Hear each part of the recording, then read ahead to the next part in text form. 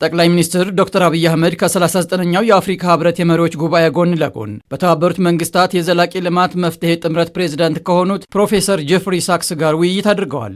ኢትዮጵያ በመላው ዓለም ፈጣን እድገት እያስመዘገቡ ካሉ ሀገራት አንዷ ናት ሲሉ በተባበሩት መንግስታት የዘላቂ ልማት መፍትሄ ጥምረት ፕሬዝዳንት የሆኑት ፕሮፌሰር ጄፍሪ ሳክስ አንስተዋል። በአዲስ አበባና በተለያዩ የሀገሪቱ ክፍሎች የታዩ የኢኮኖሚ ለውጦች ማሳያ መሆናቸውን በማንሳት ኢትዮጵያ በዓለም ፈጣን እድገት እያስመዘገቡ ካሉ ሀገራት ግንባር ቀደሟ ናት። በየዓመቱ ወደ አፍሪካ ህብረት ጉባኤ ይመጣሉ። የሚታይ ለውጥ አለ። በአዲስ አበባና በመላው ሀገሪቱ እየታየ ያለው የኢኮኖሚ ለውጥ ጉልህ ነው። ብዙ መሰረተ ልማቶች እየተገነቡ ነው።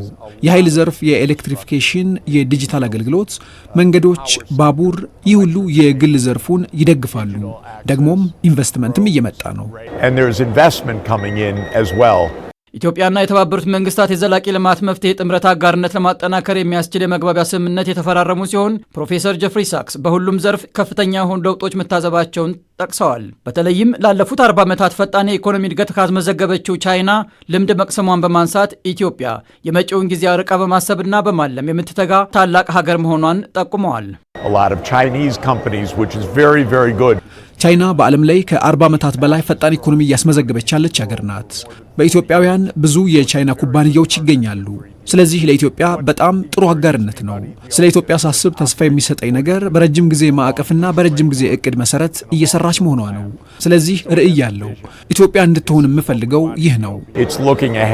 የማክሮ ኢኮኖሚ ሪፎርሙ አስተዋጽኦ ማበረከቱን ያነሱ ሲሆን የኢትዮጵያን የረጅም ጊዜ እድገት የሚያመላክት ብለውታል። ኢትዮጵያ ከፍተኛ የፀሐይ የንፋስና የጂኦተርማል እምቅ አቅም እንዳላት በማንሳት በተለይም በገጠራማ አካባቢዎች የሚገኙ አርሶ አደሮች የታዳሽ ኃይል ተጠቃሚ መሆናቸውን አድንቀዋል። በዚህም የአርሶ አደሩን ምርታማነት ከማሳደጉ ባለፈ የኑሮ ደረጃውንም ማሻሻል ተችሏል። የማክሮ ኢኮኖሚ ሪፎርሙ ውጤት እያመጣ ነው። በኢትዮጵያ የእድገት ጉዞ ላይ የራሱ ሚናን በማሳረፍ ላይ ነው።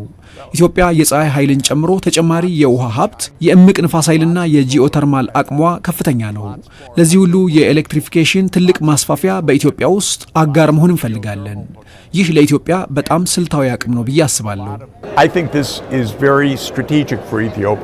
በግብርናው ዘርፍም ሰፊ አቅም መኖሩና ኢትዮጵያ እያሳየች ያለችውን ውጤት ሲያደንቁ በሜካናይዜሽንና በኤሌክትሪፊኬሽን ሲታገዝ ደግሞ ምርታማነቱ እንደሚያድግ እምነታቸው መሆኑን አንስተዋል። በዘርፉ የተመዘገበው ስኬት ሀገሪቱ ራሷን ከመቻል አልፋ ለሌሎችም መትረፍ እንደምትችል ማሳያ መሆኑን በመጥቀስ